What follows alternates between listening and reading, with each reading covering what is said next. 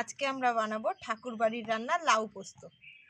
আমরা এখানে লাউ পোস্ত করার জন্য নিয়ে নিয়েছি অর্ধেক লাউ, বড়ি, পোস্ত। এখানে আমি জেকে পোস্ত নিয়েছি, নুন, মিষ্টি, কাঁচা লঙ্কা আর সর্ষের তেল। এই যে আমি লাউ পোস্তর জন্য লাউটা কাটছি।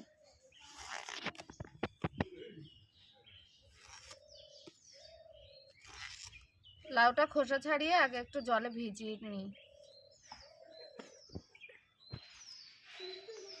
লাউটাকে আমি আগে কেটে ধুয়ে নেব, তারপরে ছোট ছোট করে কাটবো।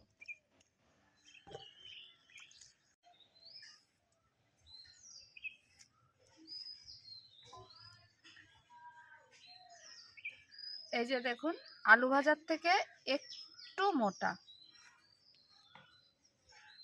দেখুন লাউগুলো আমি এরকম করে কেটে নিয়েছি। সবসময় ঝাল কম দেবেন, তাই আমরা 4-5টা লঙ্কা নিয়েছি, চিড়ে রেখেছি। এখানে আমি লাউ পোস্তর জন্য 2 চামচি পোস্ত নিয়েছি।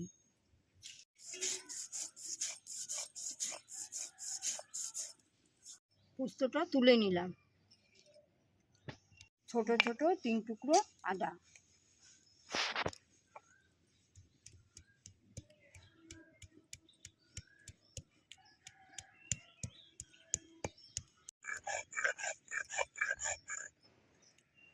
আদাটা ভিটে রাখলাম। আমার কড়াই গরম হয়ে গেছে, আমি কড়াইতে অল্প করে প্রথমে তেল দিয়ে নিলাম। তেল দিয়ে আমি বড়িটা ভেজে নেব। তেলটা গরম হয়ে গেলে আমার কড়াই গরম হয়ে গেছে, আমি বড়িগুলো ভেজে নেব।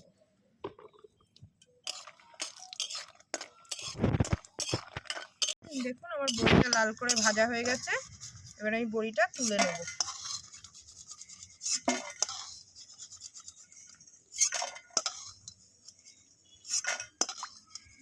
এবার এই তেলের মধ্যেই অল্প একটু লাউ দিয়ে তেল দিয়ে দেবো।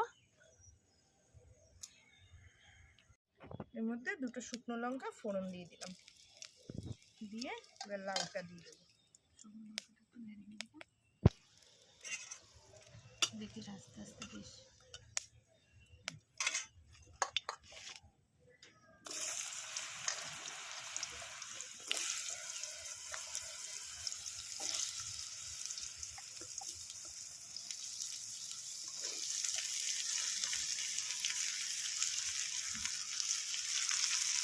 আমার যে 4টে কাঁচা লঙ্কা চিড়ে রেখেছিলাম, ওই কাঁচা লঙ্কাগুলো একসাথে লাউয়ের সাথেই দিয়ে দিলাম,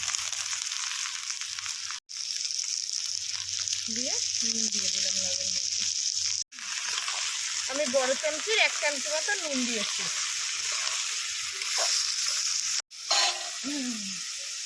নুনটা দিয়ে নাড়াচাড়া করে আপনারা লাউটা ঢেকে দেবেন, তাহলে দেখবেন লাউয়ের থেকে যে জলটা বেরোবে ওটাতেই লাউটা সেদ্ধ হয়ে যাবে। মাঝে মধ্যে একটু তুলে নেড়ে দেবেন।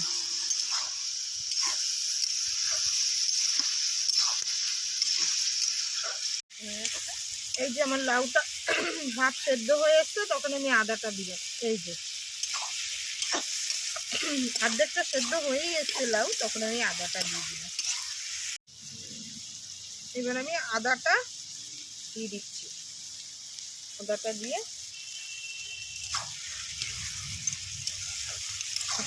আমি বড়িগুলো দিয়ে দিলাম। এই যে বড়িগুলো ভেজে আমি গুঁড়ো করে নিয়েছি এরকম করে, বড়িগুলো দিয়ে দিলাম। এবার আমি পোস্ত বাটাটা দিয়ে দিচ্ছি।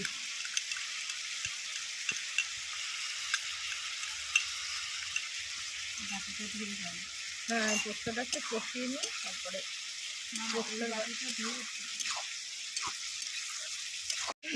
আমি এবার লাউয়ের মধ্যে বড় চামচের 2 চামচ মিষ্টি দিয়ে দিলাম। আমরা একটু মিষ্টি খাই, যারা মিষ্টি খাবেন না তারা একটু কম দেবেন, কিন্তু মিষ্টিটা দেবেন।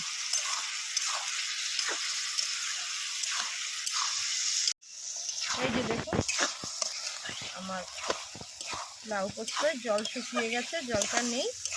এবার লাউটাও সেদ্ধ হয়ে গেছে। এই যে লাউটা একদম সেদ্ধ হয়ে গেছে। এবার আমি নামিয়ে দেবো। এরকম মাখা মাখা করে নামিয়ে নেবেন। ভাত, গরম ভাত, রুটি সব কিছুর সাথেই খেতে পারবেন। কড়াইটা কাট